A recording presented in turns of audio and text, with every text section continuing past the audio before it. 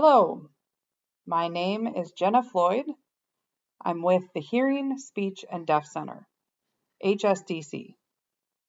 My pronouns are she, her, and hers. My appearance, I have brown hair pulled back, brown glasses. I'm a white woman with a black vest on and a heather and charcoal mixed shirt underneath. The background here is a purple wall and a beige wall. On the beige wall, I have a bulletin board with a calendar. And on the purple wall here, I have a picture of the Space Needle. I'm here today to introduce Melissa, also known as Echo Greenlee. And she is with DEAFFRIENDLY. I'm really excited to have you here. Hello, Jena. Hello. My name is Echo. I am a white woman with blonde shoulder-length hair. I am wearing a gray t-shirt with the words #DeafFriendly on the front of it.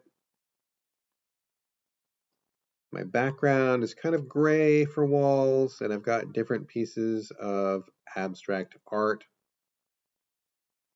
I've got some plants, and also I have a bright red piece of art which shows the sign for love.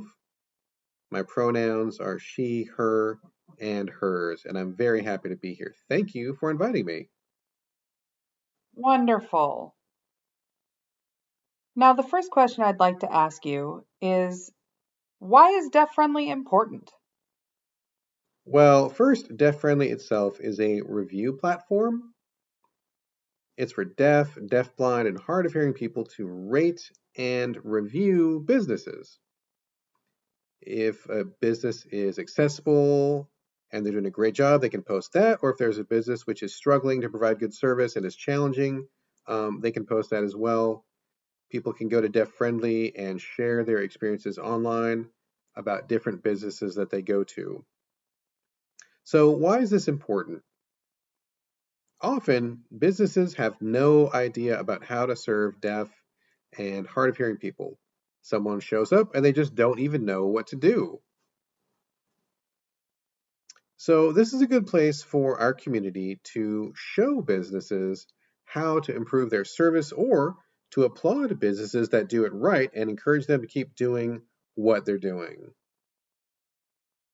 And really, there's no other platform like that out there for deaf people. We are a very unique niche. Yeah, it really is very unique. Similar concept as Yelp for hearing people, right? Although those reviews that people can post. But now this is for our community, for the deaf community. That's great. So can you tell us some things for us to consider or think about when we are patronizing a business and really how we consider if they're deaf friendly or not? So, like I said before, a lot of businesses don't really even know what to do. And deafness itself is an invisible disability. A deaf person comes up and you don't really know that they're deaf, not until later. And then you realize, oh, so often businesses feel like they've failed us before they even really had a chance. So, with that in mind, for me, for example, when I go into a business, I'm almost obsessing about how am I going to communicate when I get there? Is it going to work out for me? It's a real worry. And I think it's also a valid worry because that's with me every day, everywhere that I go. So first, I'm wondering how am I going to communicate when I get there? Then I wonder about what's their attitude going to be? Is it going to be positive, warm, friendly? Or is someone going to roll their eyes at me? Are they going to have a bad attitude? Are they going to try to rush me and get me out of line, get this deaf person out of here. So, those kind of things are what come to mind for me. And also, I'm always wondering about the service. Is the service itself accessible? For example, I get my eyebrows waxed every 3 weeks. Yes, I am that person. I'm the person who goes to get waxed every 3 weeks, uh, which means I'm laying on the table, my eyes are closed, and the lady who's doing the waxing, I'm wondering how does she know when it's time to wake me up? That service is not super accessible, but the person who I go see, who works on me, now she knows how to work with me. She knows to tap me on the shoulder and wake me up when it's done, and that's great. So I'm always thinking about, the service itself. Thinking about, is this going to be accessible to me? Yeah, I'm sure that's a common experience for many deaf people out in the world, out in hearing space. Really thinking about how am I going to make this work? How do I code switch for this situation? So that's definitely a common experience for myself as well. Can you give us maybe a success story with a business that you've worked with? Well, there are honestly so many success stories. I've traveled a lot before COVID, of course. I traveled quite a bit and did lots of trainings. We want to teach businesses how to give better service to the deaf community. But there's one local one. If you know of a theater, it's called ACT Theater here in Seattle.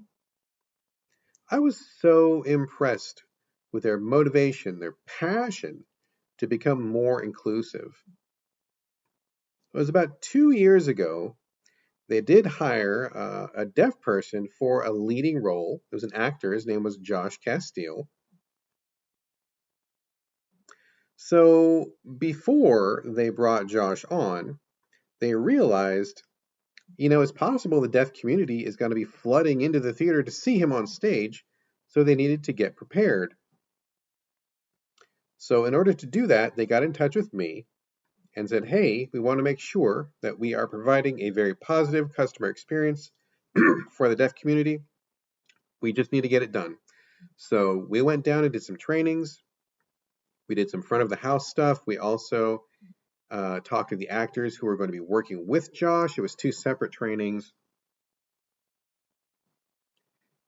And that training was, I guess the result of it was that ACT really invested strongly and learned a lot, and they were ultimately able to communicate very effectively. They learned how to provide accommodations effectively as well in terms of interpreters, captioning, devices. They were flexible and comfortable. They know how to do it all now.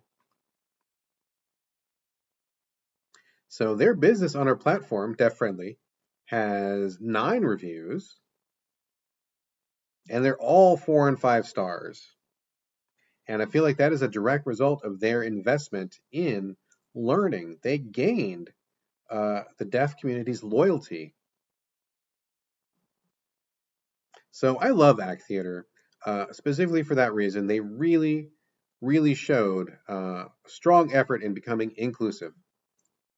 Wow, wow. That's just, I'm sure, like you said, that's not just the only success story you have. I'm sure there's several for sure.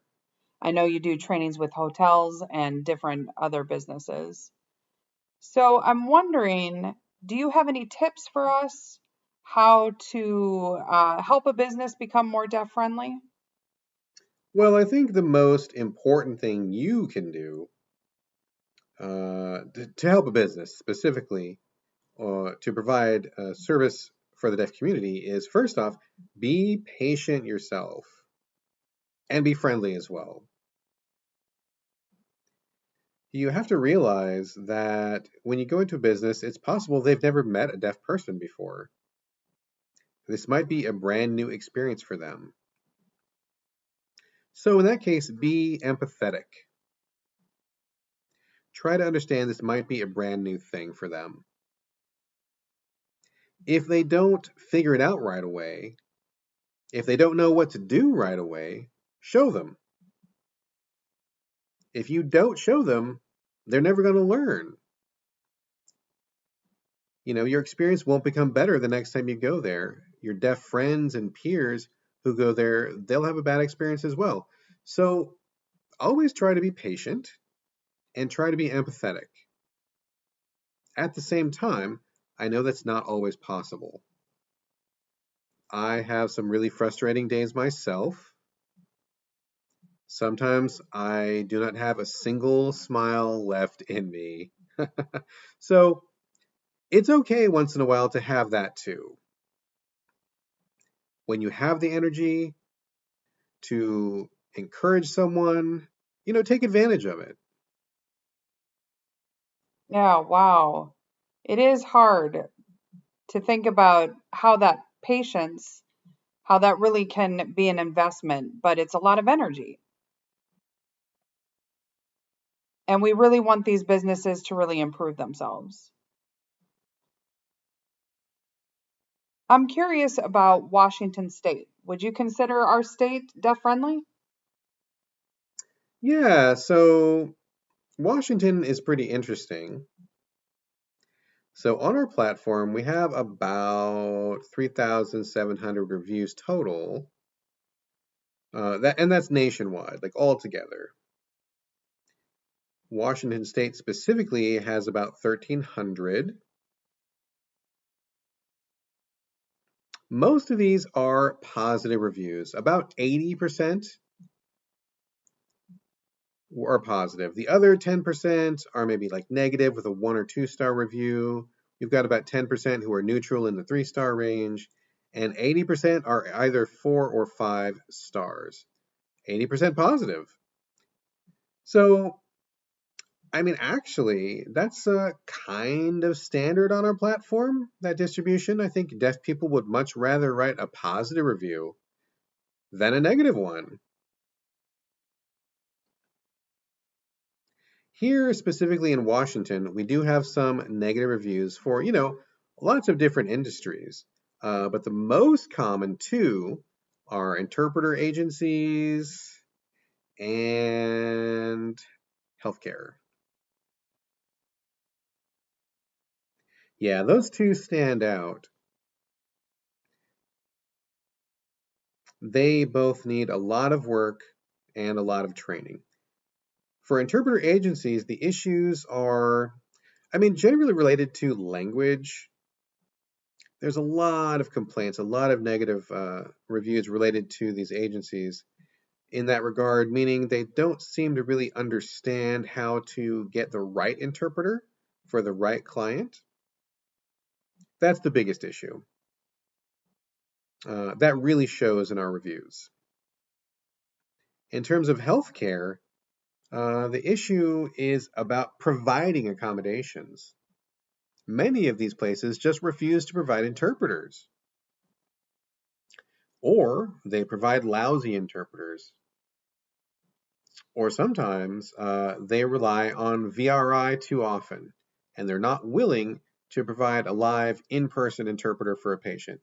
So these two industries in Washington state have a lot of work to do.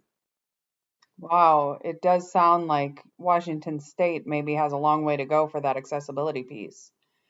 It's good to know that there is that 80% that's positive. That's wonderful, but definitely it seems like there's those two areas in particular that you mentioned, interpreting agencies and healthcare, that have some work to do. So we definitely need to keep going with that to fight for that accessibility. And that's good to know. So if we didn't have deaf friendly and the information there, I mean, how would we get that? So that's really great to have that information accessible for us. The data, that data is really valuable. Also, one little thing I just want to throw in related to Washington state, you know that HSDC, your agency, is on our platform. They have 6 5-star reviews. 5 stars. Wow, congratulations. Good job. Thank you so much. I've learned so much from you today. I really appreciate having you here. Thank you so much. Sure, anytime at all. Thank you, thank you. Thanks.